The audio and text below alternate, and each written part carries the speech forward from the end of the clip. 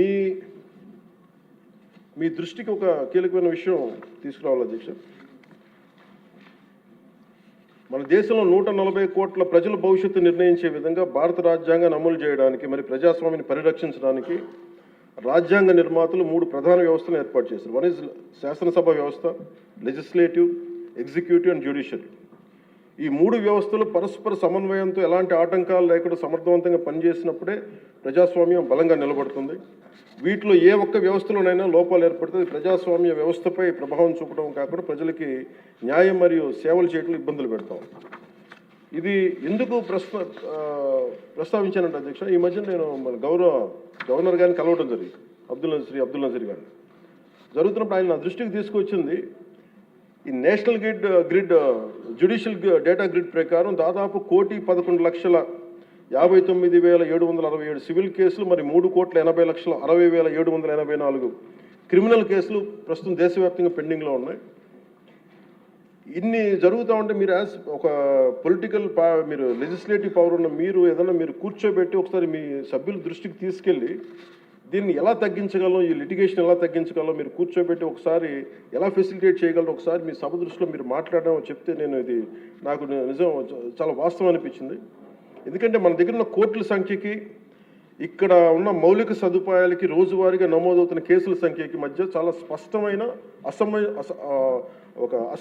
అసమతుల్యత ఉంది అధ్యక్ష, ఇంబ్యాలెన్స్ ఉంది. ఈ పరిస్థితుల్లో ఈ కేసులని పరిష్కారం కావడానికి ఎన్ని దశాబ్దాలు పడుతుందో కూడా చెప్పడం చాలా చాలా కష్టం. అందుకని ముఖ్యంగా మీరు కోర్టుల పరిస్థితిని చూస్తే కనీసం మౌలిక సదుపాయాలు కూడా అందుబాటులో లేని పరిస్థితి కనిపిస్తూ ఉంది. ముఖ్యంగా మహిళా అడ్వకేట్ల కోసం టాయిలెట్స్ కానీ సదుపాయాలు కానీ చాలా చోట్ల లేవు, కనీసం వాళ్ళ విశ్రాంతి గదులు కానీ. రోజుకి వేలాది మంది కోర్టులకు వచ్చి వెళ్తూ ఉంటారు, వాళ్ళకి తగిన మౌలిక సదుపాయాలు కల్పించడం కూడా చాలా చాలా అవసరం. అందుకే బడ్జెట్లో న్యాయశాఖకు తగిన నిధులను కేటాయించే బాధ్యత లెజిస్లేటివ్ వ్యవస్థ పైన ఉందని నేను మనస్ఫూర్తిగా భావిస్తాను.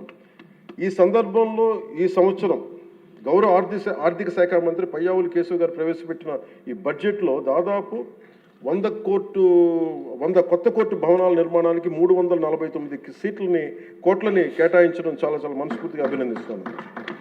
గతంతో పోలిస్తే కూటమి ప్రభుత్వం న్యాయశాఖ చాలా ప్రాధాన్యత ఇస్తున్నప్పటికీ కూడా సభ దృష్టికి నేను తీసుకొస్తే ఇంకా మనం చేయాల్సిన పనులు చాలా చాలా ఉన్నాయనిపిస్తుంది. ఎందుకంటే ఆయన చెప్పింది, ప్రత్యేకించి గవర్నర్ గారు చెప్పింది, ఒక్క కేసు ఒకళ్ళ మీద ఉంటే మనందరికీ తెలుసు, అందరం దాదాపు ముఖ్యమంత్రి గారు చెప్తే సభలో ఉన్న ప్రతి ఒక్కళ్ళ మీద ఏదో ఒకలాగా కేసులు ఉన్నాయి. మన మీద కేసు పడింది లేదంటే సగటు ఒక మనిషి మీద కేసు పడిందంటే మన ఒక్కళ్ళ మీద పడినట్టు కాదు, మన కుటుంబ సభ్యుల మీద, మన చుట్టుపక్కల ఉన్న దాదాపు 10 మంది మీద పడద్ది. ఆయన అబ్దుల్ నజీర్ గారు చెప్పింది కూడా, ఒక కేసుని మీరు ఒక వ్యక్తిగా చూడకండి, ఒక సమూహంగా చూడక 10 మంది మీద ఇంపాక్ట్ ఉంటుంది.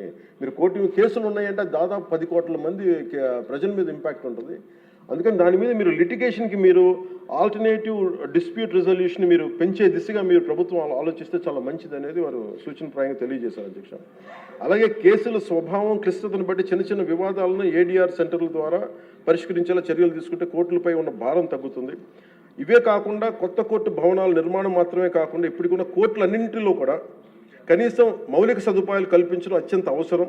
ముఖ్యంగా టాయిలెట్స్ కానీ, తాగునీటి సదుపాయాలు కానీ, కంప్యూటర్స్ కానీ, సర్వర్స్ కానీ, నెట్వర్కింగ్ వ్యవస్థలు, డిజిటల్ రికార్డ్ మేనేజ్మెంట్ వంటి ఐటీ మౌలిక సదుపాయాలని అభివృద్ధి చేయాలి.